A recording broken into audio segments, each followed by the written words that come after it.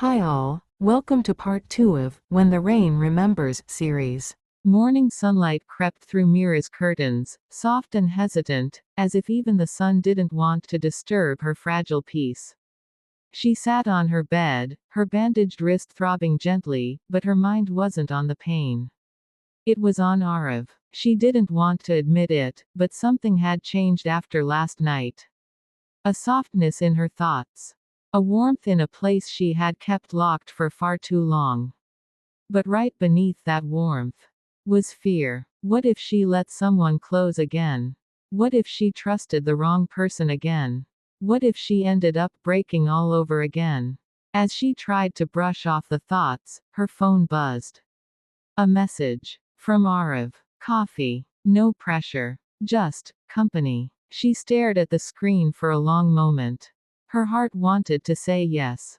Her mind whispered no. But eventually, with a deep breath and a nervous smile, she typed back. Okay. Aarav reached the cafe earlier than he wanted to admit. He kept checking the door every few seconds, brushing dust off his shirt, fixing his hair in the reflection of the spoon, then pretending he hadn't done any of that whenever someone else walked in. He didn't know why he was nervous. He had gone on dates before. He had met people before. But something about Meera wasn't like anyone else. She felt unpredictable. Gentle yet guarded. Quiet but full of depth. A storm and a poem in the same body. When she finally walked in, slightly shy, slightly awkward, Aarav exhaled in relief. Like he'd been holding his breath without noticing. They sat by the window. The city moved outside in busy chaos, but inside the cafe, it felt like the world slowed down for them. Meera sipped her tea. Aarav stirred his coffee. And with each passing minute, the awkwardness melted. They shared stories. Her embarrassing art mishaps. His disastrous office presentations. They laughed freely, softly, as if they'd been laughing together for years. At one point, Meera absent-mindedly sketched something on a tissue. Aarav leaned in. It was him, riding a bike, panicking as a cartoon version of Meera fell dramatically from her bicycle. Aarav burst out laughing. Wow, okay. So I am the villain of your story. Meera hid her smile behind her cup. Only in the first chapter. Something shifted in Aarav's chest. The kind of shift you feel before falling. Outside the cafe, unseen, unnoticed, Aniket sat in his car. His eyes tracked the window, watching Meera's smile, her laughter, the way she leaned forward when Aarav spoke.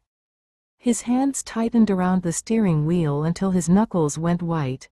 He whispered into the empty car, "You think you can just forget me?" His breath fogged the windshield. "You think you can move on?" His jaw clenched. "No, Meera. You belong with me."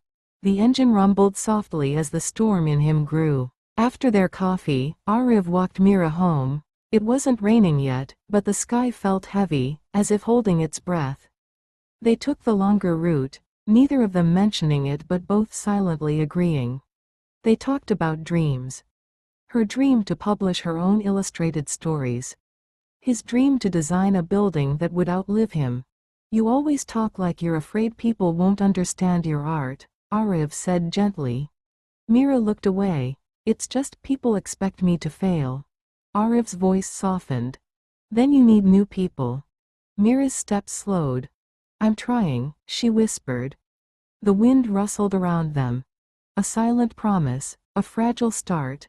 Just then, a few raindrops fell. Meera stretched out her hand, catching the drops with a small smile. Aarav watched her, mesmerized by the simplicity of her joy. She looked back, catching him staring. Her cheeks warmed. He looked away, embarrassed. But the moment lingered between them, beautifully suspended. As they approached her building, Meera noticed something unsettling, the faint sound of footsteps behind her. She turned. "Nothing." Aarav saw her tense. "You okay?" Meera forced a small smile. "Yes, maybe I'm just imagining things." But she wasn't. Aniket had followed quietly, keeping to the shadows, watching the way Aarav hovered protectively near her. His breath was slow, controlled. His rage wasn't. Aarav stopped near her door. "Before you go, I want to give you something." Meera blinked, confused. He pulled out a small folded paper, her own doodle, the one stuck to his bag. "I thought it got lost," she whispered. "It didn't," Aarav said softly. "I kind of kept it."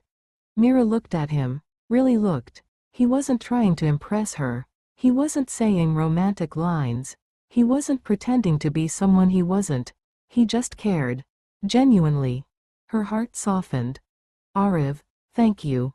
When she reached for the paper, their fingers touched, warm, lingering. Neither spoke. The moment said enough. Later that night, as Meera prepared for bed, her phone vibrated. Unknown number. A message. "You looked beautiful today." Her heart dropped. Then another. "I don't like how he walks next to you." Her breath stilled. Then the final one. "We need to talk." The sender. Aniket. Meera's hands shook violently. Her chest tightened with panic. She dropped her phone on the bed and backed away as if it could burn her. "No," she whispered to herself. "No, no, not again." The fear she had buried returned with a vengeance. Meanwhile, Aarav stared at his ceiling, unable to sleep. Something about Meera's eyes today stayed with him, gentle, but full of unspoken storms. He replayed every moment, every smile, every hesitation. Why did he feel so protective of someone he barely knew? Why did it feel like she was hiding something? As the rain pattered outside, Aarav sat up with a sudden resolution. Tomorrow, he would ask her if she was okay. Not because he wanted answers, but because he wanted her to know she wasn't alone anymore. Like, share and subscribe for more such stories. Stay tuned to Silk and Shadows.